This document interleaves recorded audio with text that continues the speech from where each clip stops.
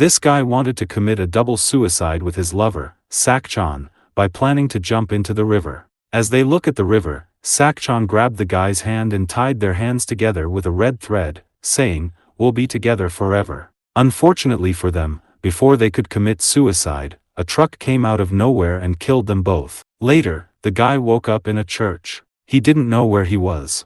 As he looked around, he thought this must be the world we go to after we die. Then, a voice came out of nowhere and said this was not the world after death. The voice belonged to Annette, who introduced herself as a guide for those who arrive in this world. She told him he wasn't dead. Instead, he had been chosen and transported to a world shrouded in darkness called Zauberberg, so he could become a hero and bring light to it. When the guy hears this, he laughs and immediately drinks the poison. Annette is shocked when she sees this, so she uses her detoxify skill to heal him. The guy tells her that she doesn't need to do that because he just wants to die. This makes Annette angry. She wants him to become a hero and fulfill his great mission of saving the world. The guy doesn't care and keeps eating the poison, which confuses Annette. She tells him he shouldn't do that since he was chosen by this world. Hearing this, the guy then gets up and asks, "Who asked to be chosen?" Annette then asks him if he wasn't visited by a truck. It turns out that the truck was the selection truck from the other world,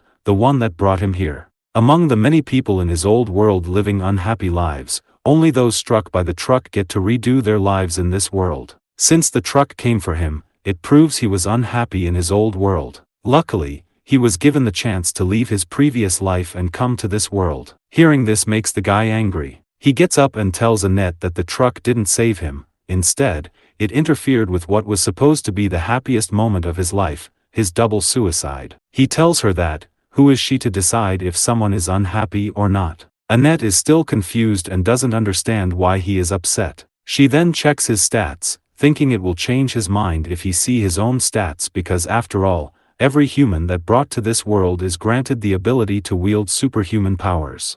Little did she know, as soon as she opened his stats, she can't even believe her eyes since all she can see is, he only has 1 HP, 1 attack, 1 defend and 0 MP and has no skill. As the guy about to leave the church, Annette stops him, saying he were right. He must have been brought to this world by mistake since he doesn't have any fighting skill or ability to survive in this world. He is not fit to live here. Hearing this, the guy smile and tell her, that sounds like his life. He is branded a failure no matter what world he lives in. Hearing this make Annette sad since she can't do anything to help him. She then try to stop him from leaving because in his current state, he is too weak. He would be killed by monsters the moment he stepped outside. The guy doesn't care about that and tell her, not to worry about him because he wants to die anyway. This, make Annette realize that he is different from other. It turns out that Annette was once proud to guide Otherworlder. Meeting Otherworlders excited her. Unfortunately, as time passed, she starts to get tired of praising the hero since all of them are so arrogant. She had closed off her heart and became someone who just flattered heroes repeatedly. But after meeting him, she realized he was the man she had been waiting for. As he was about to leave, Annette tried to stop him and said, "At least take a profession before you go." The man smiled and replied, "I was born to be a writer," before leaving. Later, as he explored the area, he heard a voice in his head telling him that he had leveled up for discovering the new place. This annoyed him because he was suffering from a migraine. Suddenly, he heard a noise behind him. When he turned around, he saw a girl being caught by a tree monster. Mistaking him for an adventurer, the girl asked for his help. However, he didn't say anything. He just stood there, smiling and thinking that dying women are certainly beautiful. Then he asked her if he could write a novel based on her. Hearing this, the girl became angry and told him to hurry up and save her. Since he was so weak, all he could do was try to jump to reach her. This disappointed the girl even more, and she asked him if he had a sword or spells or something. As soon as she finished asking, the monster caught him, making the girl even angrier, saying he was so useless. When the guy was caught, he didn't care at all. Instead, he looked at the girl with a smile and greeted her, saying, "Nice to meet you." The monster then used its skill to drain the life force from both of them. Noticing this, the girl felt hopeless because they would die in a few more minutes if they didn't do anything. The guy told her that was good news and asked if she was excited too, as he happily accepted his death. Unfortunately for him, as the monster absorbed his life force, it got poisoned and died instead. This made the guy very disappointed, but the girl was thrilled. She looked at him, wondering if he had poisoned himself on purpose to kill the monster. She thinks he is very strong but pretended to be weak. Meanwhile the man is feeling depressed, thinking this always happens to him. He wished for death, but he keeps surviving. So far, he's tried to end his life 5 times, and it has never worked out. Seeing how down he is, the girl wants to help him because he saved her life. She reaches out her hand and asks for his name, but he doesn't tell her and want her to just call him Sensei. As she grabs his hand, Sensei notices a red thread in it, reminding him of Sak-chan, the girl who was also hit by the truck. Thinking that she might have come to this world too, Sensei suddenly feels motivated and finds a reason to live. He wants to find Sak-chan and then commit double suicide together again. Later, Sensei goes back to meet Annette and ask about Sak-chan. Seeing him visit her again makes Annette really happy. But her happiness fades as soon as she notices another girl standing next to him. Sensei then tells Annette that he has a question for her, which makes her feel excited, thinking she can finally be useful to him. Unfortunately for Annette, all Sensei wants to know is where Sak-chan is. This shocks Annette as she thinks to herself, another girl? The scene shifts to the Sensei, who is feeling depressed again because he has no idea where Sak-chan is. The girl tries to cheer him up by inviting him to visit her hometown. She suggests that since her hometown is far away, they should stop by the castle town of Roth first. As she reaches for his hand, Annette, who seems jealous, stops her. Annette then tells the girl it's improper to hold a man's hand in public. The girl gets angry and asks Annette why she even came with them. Annette blushes and says nothing, which prompts the girl to tease her, asking if she's in love with Sensei. Embarrassed, Annette tells the girl that her intentions are not impure. As a clergy member, she feels responsible for protecting this weak otherworlder. When the girl hears the word otherworlder, she's shocked and remarks that it's no wonder Sensei is so strong. Annette, confused, calls the girl a liar, insisting that Sensei isn't strong, which is why she has to stay with him to protect him. The girl angrily responds that Sensei managed to kill a death tree with a single attack and saved her life. This makes Annette even more jealous, thinking to herself that they must have grown close already. While they are arguing, Sensei looks around and finds a coffin. As he lies down on it, he tells them to wake him once they arrive in town. Seeing this, they both are amazed that Sensei can sleep on a coffin, but he responds that it's actually a very comfortable bed. He then says goodnight to Annette and calls the girl Tama, which makes her angry since that's not her name. Noticing the girl's frustration, Annette laughs saying, "He called me by the right name." After that, Annette grabs the robe and tries her best to pull the coffin.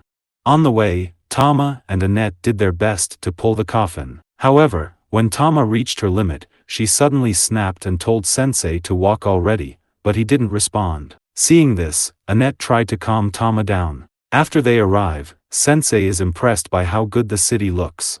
Annette then takes him to meet the king. The king, who introduces himself as Thomas, King of Roth, along with his daughter Charlotte, is happy to see them. Believing they must be exhausted from their long journey, the king allows them to rest in the castle's bedchambers.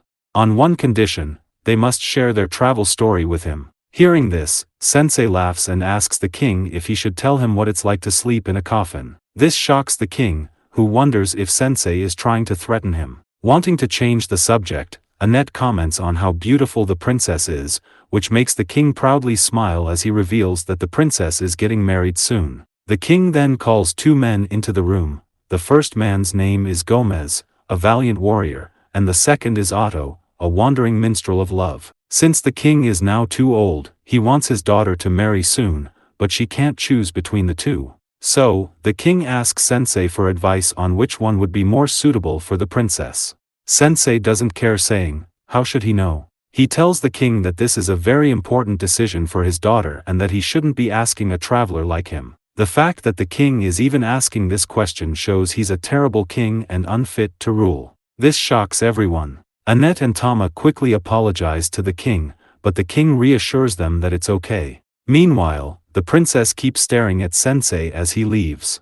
At night, while Sensei is gazing at the sky, Annette asks if he's having trouble sleeping. He replies that he never sleeps well, which makes Annette feel sad. She then asks him who Sak-chan is, but before he can answer, Annette notices a tail sticking out from Sensei's bed. Furious, Annette pulls back the blanket, revealing Tama happily sleeping on Sensei's lap. Annette quickly wakes her up, scolding her for being shameless, but Tama says she couldn't help it because it was so cold. While they argue, Sensei walks outside, looking for some time alone. There, he meets the princess, and as they gaze at the beautiful lake together, Sensei suddenly expresses a desire to drown himself. This shocks the princess, who asks if he's so troubled that he wants to end his life. But he tells her she shouldn't worry about him because, in his eyes, she has more troubles than he does. The princess tells him that she still can't choose between Gomez and Otto. It hasn't been long since Gomez arrived at the castle and he already become the most dependable soldier. The king also trusts his strength, so the princess feels it would be best to choose him. However, Otto is her childhood friend. Whenever she felt down, he would write songs and sing them to her. The princess is unsure who to choose. Sensei then tells her that she's a kind person who cares for her father, unlike him, whose life has been a continuous series of troubles. He's attempted suicide, even double suicide, numerous times, greatly inconveniencing his father and family. But he never asked anyone else to decide how he should live. Before leaving, he tells her she should decide for herself what to do and figure out what she truly wants. The next day, the king happily summoned everyone to meet with him again. He told them that his daughter had finally chosen whom she would marry and wanted Sensei and his friends to act as witnesses. However, to the king's surprise, when he asked his daughter to make her choice, the princess grabbed Sensei's hand and declared that she would commit double suicide with him. This shocked everyone. The princess told Sensei that after speaking with him, she thought about everything all night and realized something. Whenever she felt down, Otto would write songs and come to sing them to her. But she also noticed that he came even when she wasn't feeling down. He even came to visit her last night too. In short, he seemed to have a lot of free time. The princess thought that Otto didn't love her, he just wanted someone to perform his newest songs for. As for Gomez, she couldn't marry him either because he smelled terrible. Yes, that right, this guy didn't shower at all. Hearing all of this, the king got angry, tried to scold her, but she scolded him back, questioning why he would force her to marry someone without considering her feelings. She didn't even want to get married in the first place. She felt that no one cared about her feelings except Sensei. This made Sensei smile and agree to her request to commit double suicide with her. As they talked, Gomez revealed that he was actually a servant of a wrathful Dark Lord. His plan was to become king of the kingdom and then offer it to the Dark Lord. Gomez believed that his disguise had been exposed by the princess when she mentioned his bad smell. However, the princess was unaware of his true identity. With no turning back now, Gomez decided to kill everyone. Meanwhile, Tama tried to wake Annette to join the fight against Gomez. As Gomez defeated all the guards, Tama had no choice but to fight alone. Otto used his song to boost Tama, but nothing happened because he was using a new song he had just created. This guy is useless. As Tama fought Gomez, she was struck by his horn, causing her head to bleed. Realizing she couldn't win, Sensei asked Gomez to kill him and the princess first, as they both wished to die. This made Gomez laugh. He said that if they were so desperate to die, he would grant their wish and kill them first, then proceed to kill the king, burn the city to the ground, and wipe out every last citizen of the kingdom. As Gomez charged at them, Tama and the king tried to stop him but were too slow. As Gomez got closer and closer, the princess changed her mind, telling Sensei that she no longer wanted to die. She wanted to live and protect the people of her kingdom. Sensei smiled and looked at the princess, saying he always knew she was a kind princess. As his partner in the double suicide, she simply wouldn't do. With that, he pushed her out of the way. Just as Gomez was about to strike him, Annette woke up and created a barrier to protect him. She told Sensei she wouldn't let him die as long as she was by his side. The barrier was so strong that it managed to break the monster's horn, creating an opening for Tama to land a decisive blow and defeat the monster. Afterward, Tama and Annette expressed their gratitude to each other, while the king apologized to his daughter for not considering her feelings. The princess forgave him, and from that day on, she decided to take matters into her own hands and become a queen. On the way to another city, Tama wondered if the princess was doing okay, but Sensei reassured her that she didn't need to worry. After all, it was a decision the princess made for herself. Sensei thought that while drawing women are beautiful, women who stand up for themselves are also beautiful. As they travel, Tama suddenly gets tired, so Annette decides to take a break and eat. Sensei asks Annette if she has any boiled tofu. Annette takes note and promises to look for it in the next town. Damn, I wish I had a girl like that. Annette looks at the map and tells Tama that it will take a few days to reach her hometown, Grun. But before that, she wants to make a stop at Zwiden Temple. Normally, Otherworlders arrive at one of the 4 temples in their world and depart for the Dark Lord's castle from there. However, Sensei's goal is not to defeat the Dark Lord but to find Sakchan, so they need to visit the 4 temples to gather information. Hearing this, Tama grows concerned, thinking that if they're unlucky, they might have to travel all over the world. But Annette doesn't see any problem with that. To her, she doesn't want Sensei to fight the Dark Lord at all, she doesn't want him in danger. Tama smiles and teases her, saying she must really love Sensei. Annette tries to deny it, saying she just wants to help Sensei. After all, he's the one who showed her the light when she'd lost hope for her job. Tama then asks Annette what she will do if Sakchan turns out to be Sensei's lover. This makes Annette cry, saying she'll have to confirm that first. After that, Tama makes up her mind and tells Annette that she'll travel with them, but only until they reach her hometown. This annoys Annette because she wants to be alone with Sensei. Tama then wonders if Annette is still allowed into the temple after abandoning her job to come here like that. Annette reassures her not to worry, as the head priest of the temple they're visiting is a dear friend of hers. Also, she didn't leave her post without notice, she sent her familiar to deliver her resignation. Little did she know, the familiar she mentioned actually came back without completing the task. This makes Annette really angry. As it flies around, Sensei takes a liking to it and names it Melos, which makes the familiar really happy. While Annette is praying to the gods to forgive her for leaving her post without notice, a dragon suddenly appears, scaring them. Fortunately, just as the dragon is about to attack, it's stopped by a mysterious girl. She tells them to leave immediately, but after learning that Sensei is an otherworlder, she changes her mind and decides to kill him. She unleashes a powerful attack, but Annette barely manages to block it. As the girl gets closer, Annette and Tama try to get up to protect Sensei. The mysterious girl then uses gravity magic to pin Annette and Tama down. Seeing a mark on the girl's neck, Annette realizes that she is actually a wrathful Dark Lord. As she is about to kill Annette and Tama, Sensei steps forward, saying that they have nothing to do with this. He tells her that if she wants to kill someone, she should just kill him. Without hesitation, the girl strikes him and reveals her name is Waldelia. As she is about to leave, she is shocked to see Sensei stand up and walk toward her. Sensei tells her that she is consumed by powerful hatred and that her eyes look incredibly sad. He wonders what happened to her. Startled, Waldelia quickly leaves with her dragon, wondering who Sensei really is.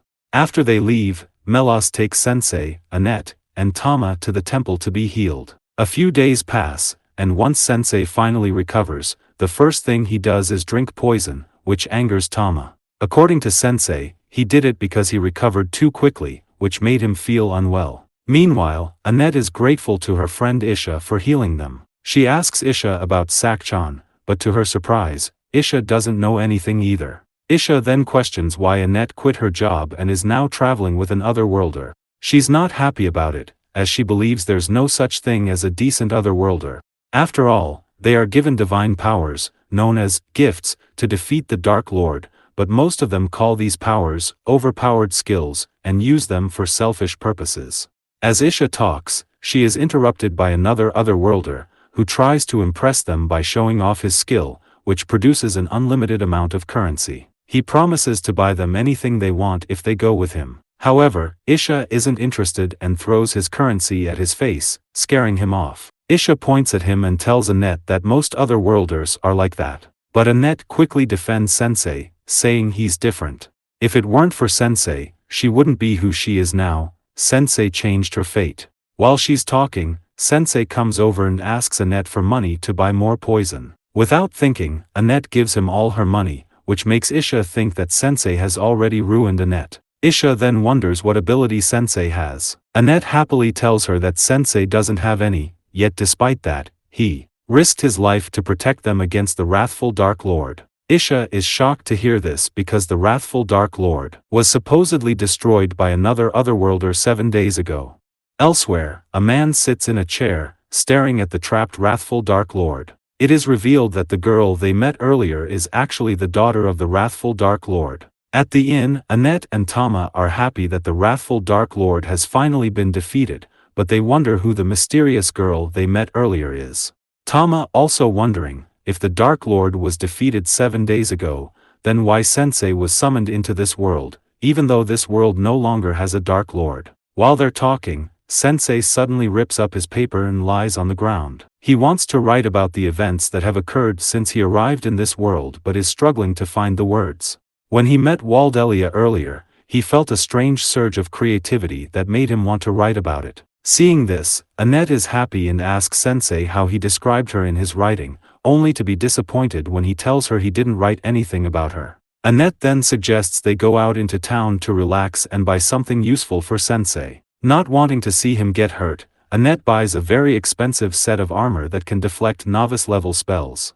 Tama thinks it's a bad idea since Sensei can hardly move in it, but for some reason, Sensei loves it. He finds the armor very comfortable. Annette then puts a helmet on him and tells him not to go anywhere while she and Tama go shopping. As time passes, Sensei is surrounded by children and even runs into Isha, who is passing by. She asks him what he's doing there, and he replies that he's seeking new excitement. She moves closer and tells him that Annette will be staying with her because she believes being with Sensei will only make Annette unhappy. Isha wants Sensei to dissolve his party with Annette, but Sensei refuses, saying it's up to Annette to decide if she wants to stay with him or not. This angers Isha, who tells Sensei she doesn't trust him because he's an otherworlder.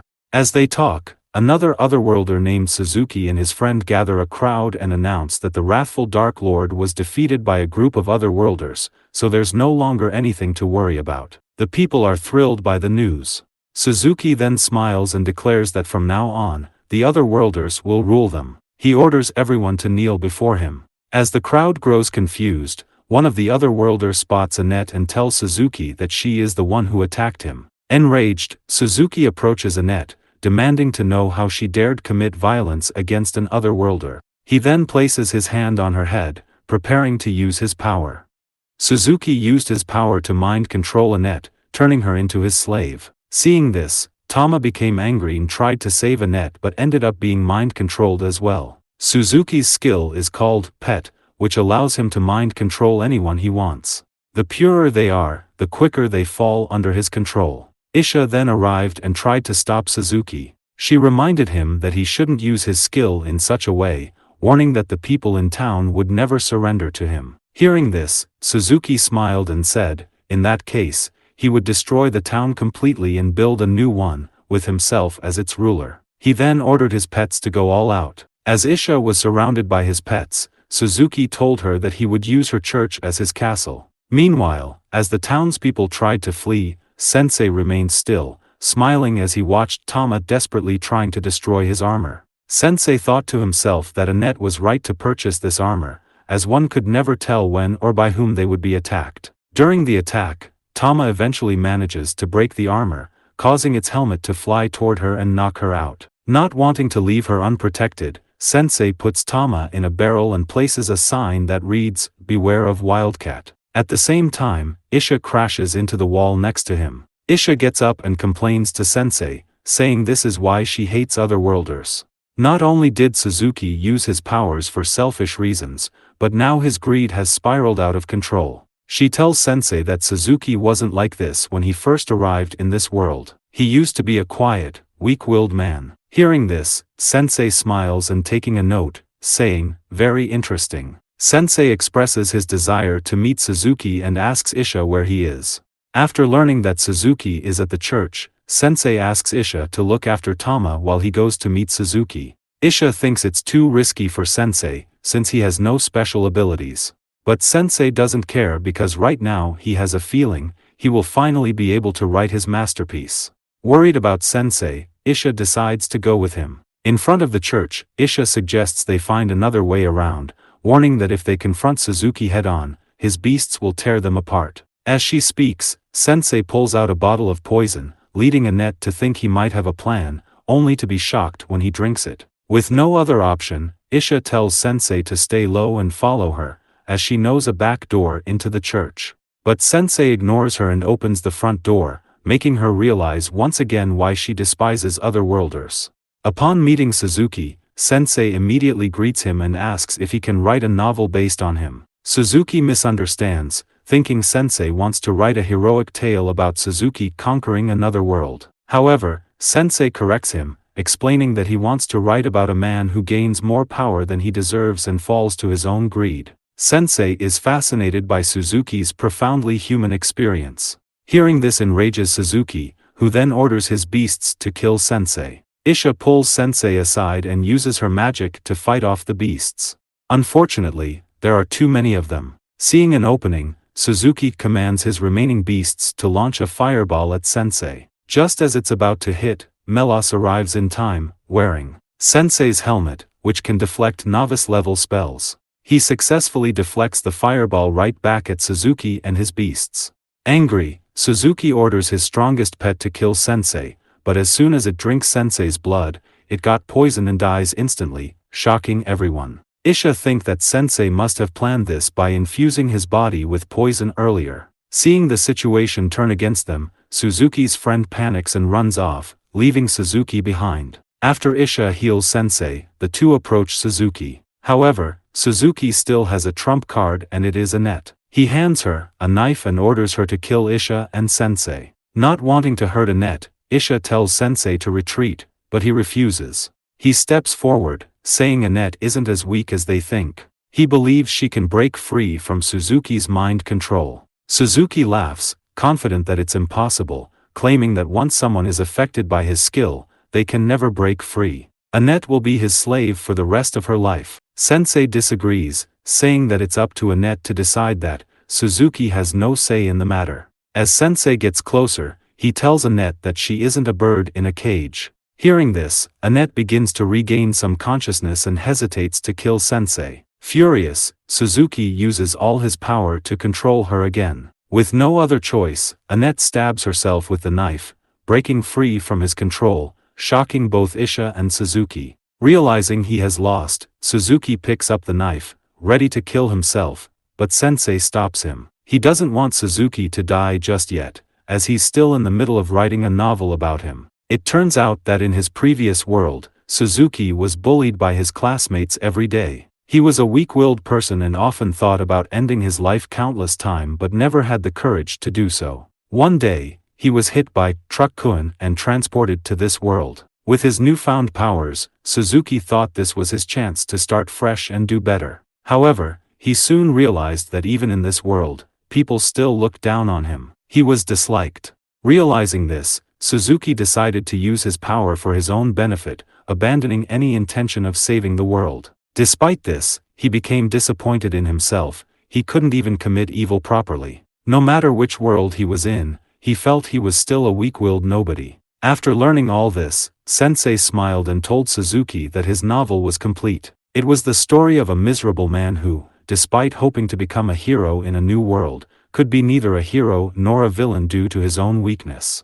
Sensei titled the novel, No Longer Allowed in Another World. Suddenly, the pages from the book began to fly out, surrounding Suzuki, making him panic. Sensei thanked Suzuki, saying that because of him, he was finally able to write something he was satisfied with again. However, he noted, it still was not a masterpiece. Sensei then grabbed one of the pages and tore it up. The paper surrounding Suzuki suddenly ignited, and a magical circle appeared beneath him, teleporting him back to his original world. Both Annette and Isha were shocked. Annette quickly checked Sensei's status and noticed a new skill called writing. The skill only appeared for a minute, leading Isha to believe that it was a special ability that only activates against otherworlders.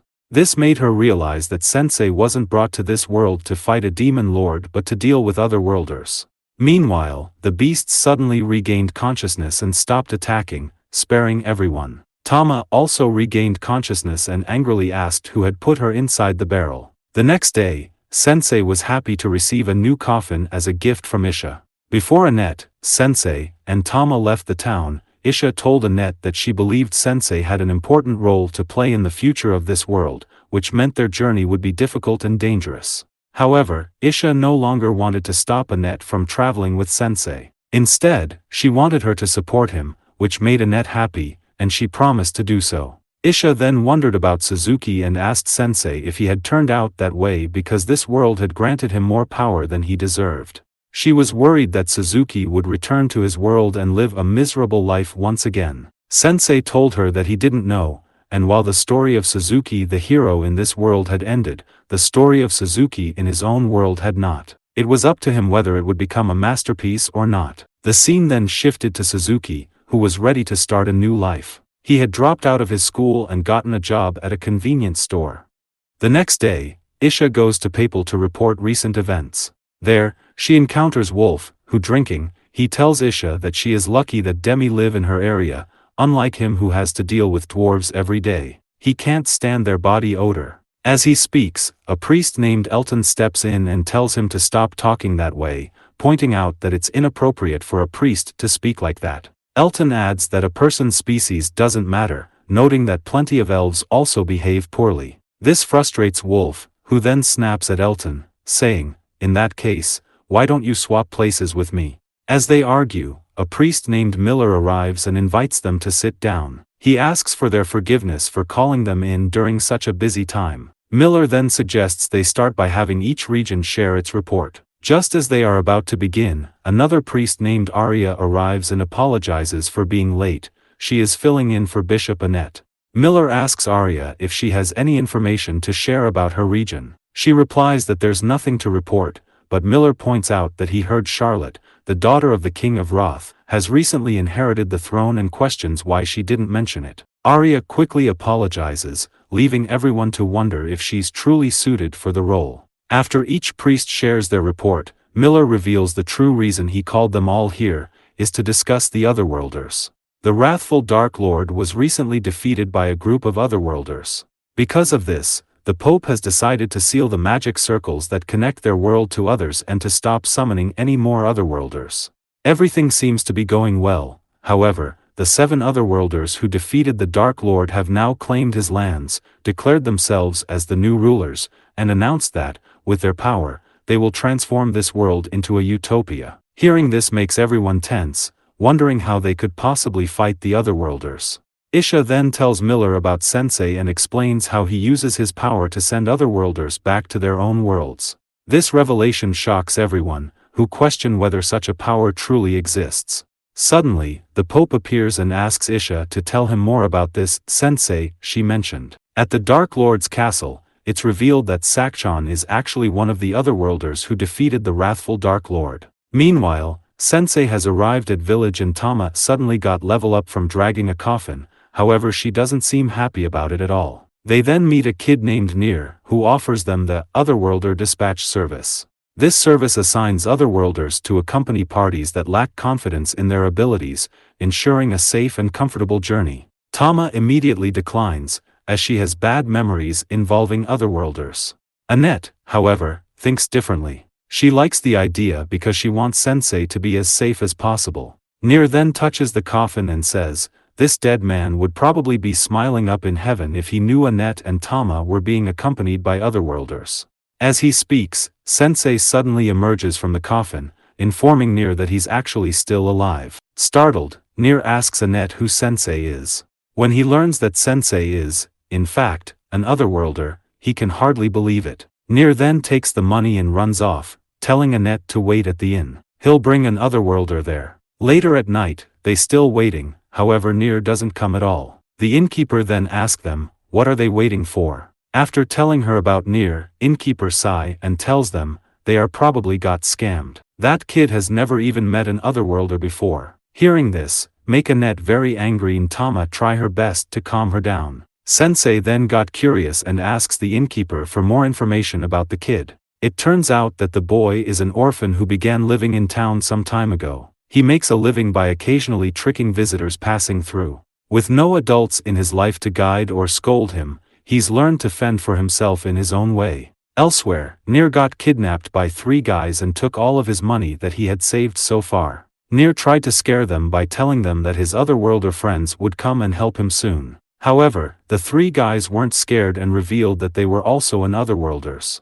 They told the kid that this is what he got for using their name to make a tidy sum. As they were about to kill the kid, Sensei came in time and moved the guy's hand, making him shoot his teammate instead. One of the otherworlders then uses his skill to check Sensei's status and is shocked to see that Sensei is also an otherworlder, but unusually weak and even poisoned. They smirk, preparing to finish Sensei off. Sensing this, Sensei suddenly gets excited, causing his HP to rise dramatically, which startles them. With a grin, Sensei tells them to aim for his heart. Thinking Sensei must be some kind of pervert, they quickly flee the area, making the Sensei disappointed. The kid, however, is incredibly grateful and asks if Sensei is a hero. Sensei denies it, but as he looks at the kid, he feels a sense of joy, thinking that a child should have that kind of wonder in their eyes.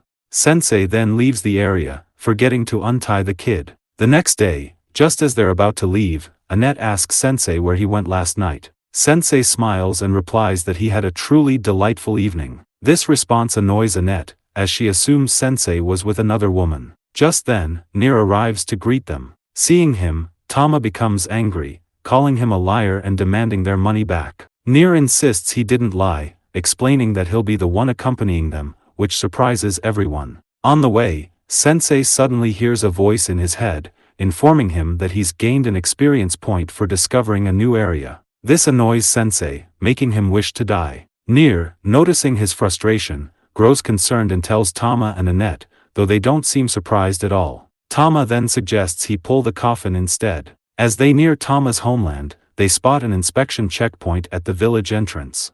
Tama excitedly assures everyone to leave it to her, boasting that she's somewhat famous here and can get them through easily. However, the moment the guards see Tama, they immediately arrest the group and throw them in jail. Annette is crying and wants to leave because, apparently, Tama is the reason they were arrested, and now Tama has been taken away. Nier believes Tama must have committed a serious crime here, but Annette thinks there must be some misunderstanding. While they talking, Sensei suddenly becomes curious about how do they execute people here and start laughing by himself. Fortunately, Nier knows how to pick a lock and manages to escape, but they are quickly caught again by the guards and brought before the king. The king is furious, accusing them of committing a serious crime, kidnapping the kingdom's princess, Matilda. He declares they will be executed, leaving Nier and Annette in shock while Sensei keeps smiling. Suddenly, Tama appears and tells the king that she wasn't kidnapped. It turns out Tama is actually the princess of this kingdom. Despite her explaining everything to her father, he still refuses to release them. The king then tells Tama that, however, if she swears to stop acting foolishly and promises to behave like a royal, following the example of her mother, Lapama, he will release them immediately. With no other choice, Tama reluctantly agrees to her father's terms. Later, at the tavern, Sensei is still angry about not being executed and keeps eating poison in frustration. Meanwhile, Annette and Nier can't believe that Tama is a princess. Annette reflects on how rude she's been to Tama countless times and realizes it wouldn't have surprised her if she had been executed. As they were talking, the waitress nearby overheard them and asked if they knew the princess. Her name was Fawn, and she used to serve Tama at the palace as her lady-in-waiting. Hearing this, Sensei smiled and asked Fawn about Tama's past. He found Tama to be an interesting woman and wanted to learn more about her. Meanwhile, Tama gazes out the window, wondering what Sensei, Nier, and Annette are up to now. Suddenly, she sees a man standing atop the palace, and with a single move, he destroys the top half of the building. The king and the guards rush to confront him. When asked who he is, the man introduces himself as Kaibara, one of the heroes who killed the Dark Lord, now known as the Fallen Angel of Gluttony. He has come here to consume the entire nation. The guards charge at him, but in the blink of an eye, Kaibara devours them with his skill. He complains that the guards didn't taste good at all and expresses a desire to eat the soft flesh of a young demi-woman instead. The king, furious, tore off his armor, ready to kill Kaibara. As they clashed, their skills seemed evenly matched. However, the king spotted an opening and struck Kaibara with a powerful thunderbolt. To his shock, it had no effect. It turns out that before coming here, Kaibara had consumed a large number of golems, making his body extraordinarily tough. Knowing this, the king prepared to unleash his ultimate skill to finish Kaibara once and for all. Before the battle could escalate, Tama appeared, tell her father to stop, insisting she wanted to join the fight too. Seeing Tama, Kaibara became excited and wanted to eat her. The king told Tama to step back, reminding her that she could never replace Leon. It was revealed that Tama had a twin brother named Leon, who had been the crown prince destined to inherit the throne. However, 2 years ago, during a stormy night, a cave-in occurred as they traveled back to the castle. Tragically, both Prince Leon and Queen Lapima lost their lives. The king was devastated by their loss and fell into a prolonged period of grief. Wanting to ease her father's pain, Tama decided to cut her hair and try to take Leon's place. Annette thought it was a heartbreaking story, while Sensei found it interesting. Back to Tama, she ignored the king's warning and leapt toward Kaibara. Kaibara immediately used his skill in an attempt to devour her. Fortunately, the king managed to push Tama out of the way, but in doing so, he lost one of his arms. Kaibara, seemingly moved by the king's sacrifice, and asked, "Is this what they call love between a parent and child?" Enraged, Tama tried to attack him again but was knocked out by an elderly man, the kingdom's minister. He then took her away, leaving the king behind. The old man brought Tama to Annette and explained the situation to her and the others. As they spoke, a sudden explosion shook the palace.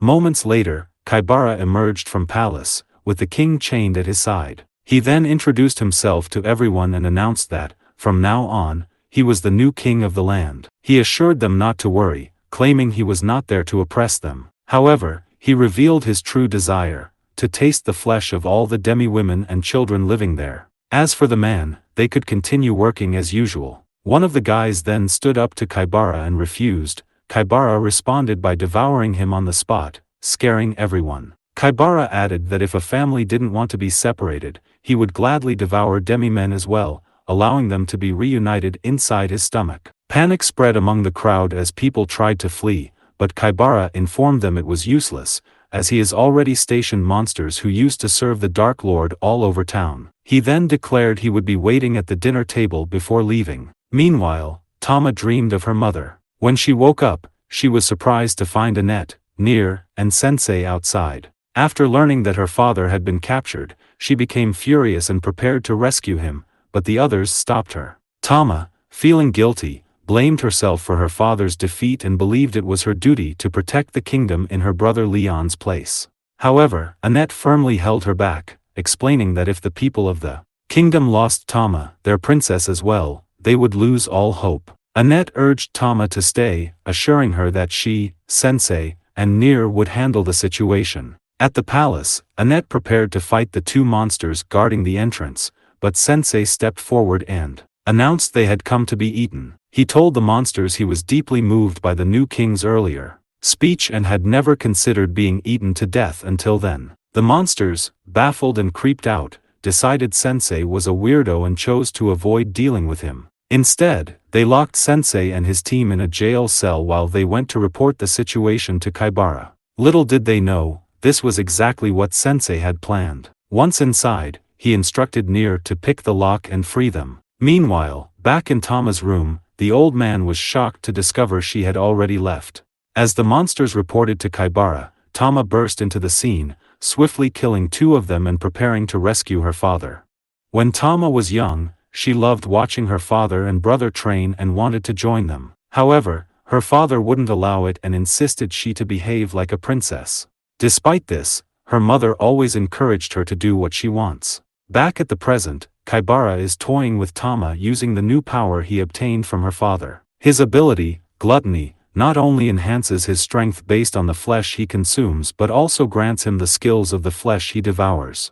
Meanwhile, after breaking out of prison, Sensei and his team, instead of confronting Kaibara immediately, go to Tama's mother's room to search for her diary. Sensei wants to learn more about Tama. Annette and Nier believe this is a bad idea, but Sensei doesn't care. While Kaibara is beating Tama around, she suddenly has a flashback of watching her brother train. At that time, she asked him why he trained so much even though he didn't enjoy fighting. Her brother smiled and said he wanted to become as strong as their father so he could be a prince capable of protecting Tama, their mother, and the entire nation. Inspired by his words, Tama refuses to give up fighting Kaibara, even though he is much stronger than her, because she believes that's what her brother would do. Seeing Tama's determination, Kaibara becomes even more eager to devour her. He reflects on all the meaningless days from his past life, believing they were all leading to this moment.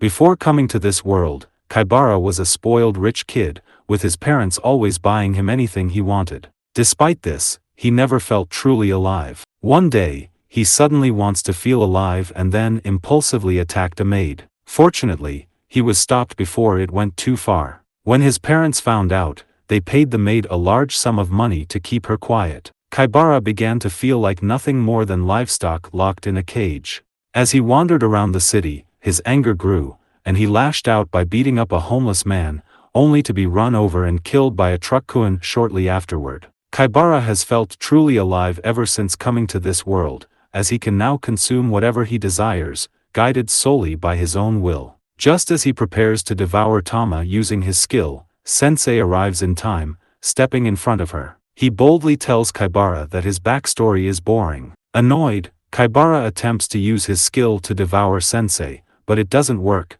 His instincts refuse to allow it. Annette then appears and urges Sensei to write Kaibara's story and banish him from this world. However, Sensei declines, calling Kaibara's story too dull to be worth writing. Furious, Kaibara unleashes his power, sending everyone flying as he declares his intent to kill them all before consuming Tama. Amid the chaos, Tama begins to regret her choices, blaming herself for the situation. She wonders if none of this would have happened if she hadn't insisted on fighting, if she hadn't tried to take her brother's place, or if she had stopped Annette and the others from coming here. Sensei approaches Tama and gives her a book, explaining that he wrote it about her. When she opens it, the pages suddenly fly out and swirl around her. Seeing this surprises Annette, and she wonders if Sensei's skill also works on people who aren't from another world. Her thoughts are interrupted as Kaibara begins walking toward her. Meanwhile, Sensei tells Tama that her story is truly fascinating. He explains that her kindness has led her to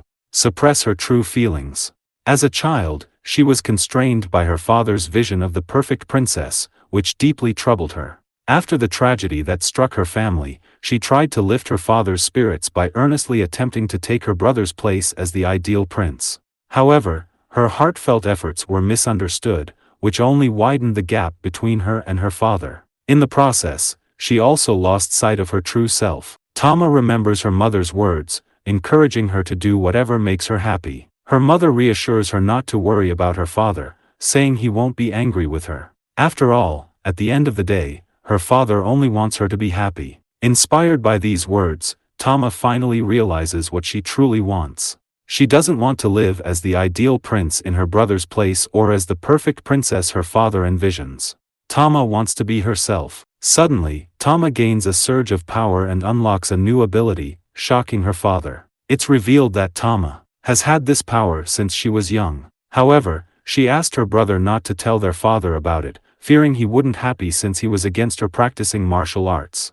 Unbeknownst to them, their father overheard their conversation back then. Believing it was for her own good, he secretly sealed away her power. Now, her father feels regret over his actions. Watching Tama's newfound power, Kaibara smirks, confident that even with her abilities, she won't be able to defeat him. However, Sensei thinks otherwise. As Kaibara attempts to use her father's techniques against her, Tama cleverly uses her cat distraction skill and surprises him with a headbutt. Seizing the opportunity, she unleashes her ultimate skill and successfully defeating him before collapsing from exhaustion. While Annette heals Tama, Sensei approaches her father and returns his wife's diary. Grateful, her father thanks Sensei for saving and guiding Tama. But Sensei denies it, saying all he did was write his book. As they talk, Kaibara suddenly rises again, this time in a new form, much stronger than before. He explains that this transformation is the result of him consuming the flesh of the dead demon lord. Just as Kaibara is about to kill everyone, Waldelia suddenly appears and swiftly decapitates him. Kaibara is shocked to see that Waldelia is still alive and tries to provoke her by taunting, saying her father was really delicious. Enraged, Waldelia kills him on the spot. Afterward, Sensei approaches her and asks if she feels any better now that she has avenged her father's death. Waldelia replies that she'll kill him next time before leaving. Sensei notices that, even after avenging her father, the sadness remains in her eyes. He reflects that, someday, he wants to write her story. The next day, Sensei, Annette, and Near leave the city without Tama, as she has decided to stay behind to support the king. Meanwhile, Tama's father comes to her, telling her she should leave with Sensei, as he is not so old that he needs her protection. He gives her permission to go, but asks her to promise that she will return once her journey is complete. Tama then quickly changes her clothes and thanks her father, promising that she will become a powerful martial artist like him by the time she returns. At the same time, Sensei tells Nier to stop dragging the coffin from on, pointing out that, unlike Annette, he has no knack for it. Irritated, Nier snaps back, telling Sensei to walk on his own 2 legs. Sensei laughs and replies that it won't be necessary, as he notices Tama running toward them. If you come this far, please consider liking and subscribing for more videos like this. Thank